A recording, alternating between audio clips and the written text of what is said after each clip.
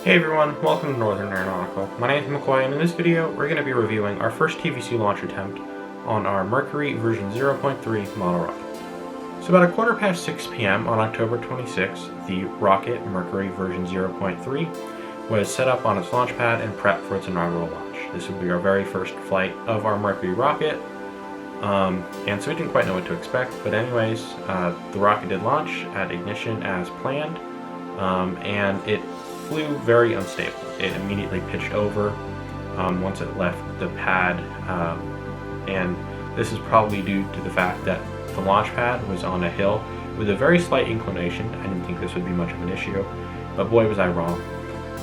And I think this is the reason why it pitched over very violently to about a 40 degree angle right after liftoff. But why I call this flight a success, to me at least, is that it then corrected for that. It then pitched immediately back over to the right, and it way overcorrected for that. And I'm thinking this is due to some improper PID values, so these are going to have to be fixed for the next flight. But then it corrected over too much again, and then it just became completely out of control and nosedived into the ground. So other than the hill, like I said, the PID values are probably off by a little bit or quite a bit.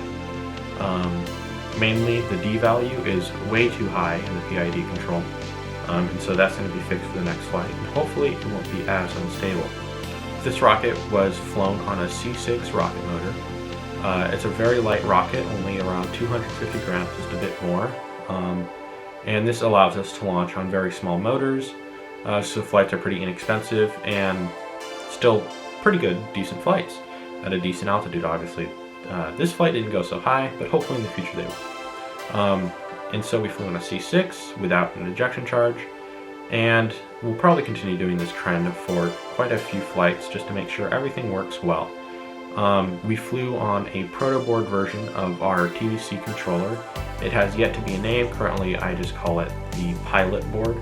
And so this is what controlled our rocket. We have a Teensy LC.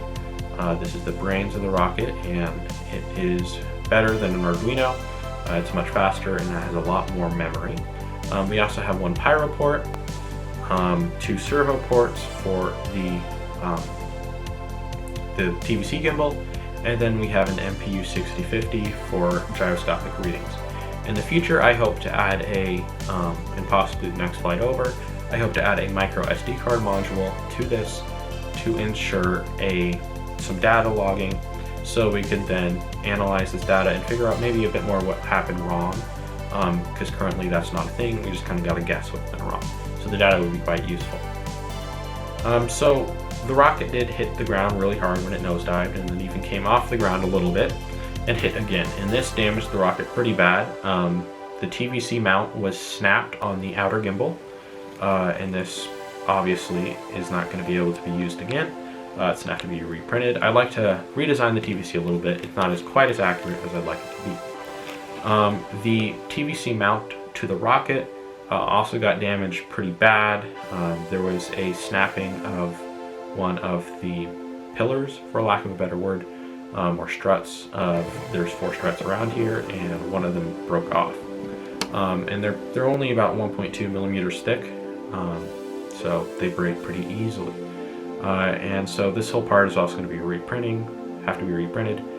There's also some layer separation from the impact on the top of it. And this force was translated also to the body tube itself, which is also 3D printed. And at the bottom where the screws mount in, it had some layer cracking. And so that's also going to have to be reprinted. But I'd like to change some more aspects of this to get it even lighter. So these are the main things, and one thing that I am going to do in the future to hopefully prevent this kind of damage from happening is adding a small, just a few, maybe 10 millimeters high ring with struts, kind of like on the separation struts between a lot of Russian rockets. It has that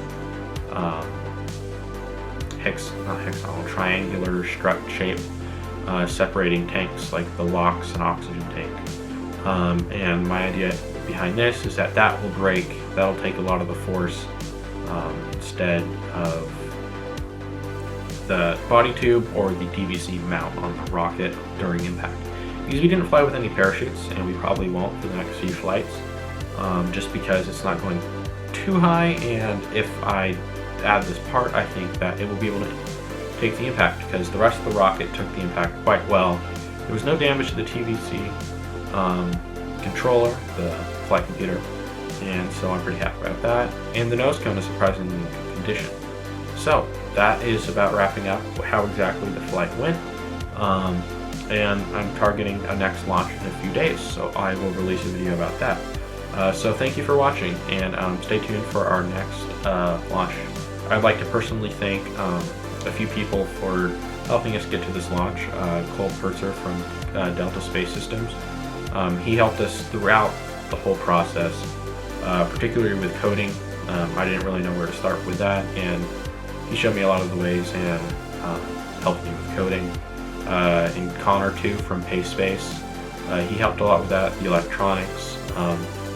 He also saved the flight because we had some ratios for the TVC off, and he reminded me to fix that. And so the flight would have been a lot worse without him.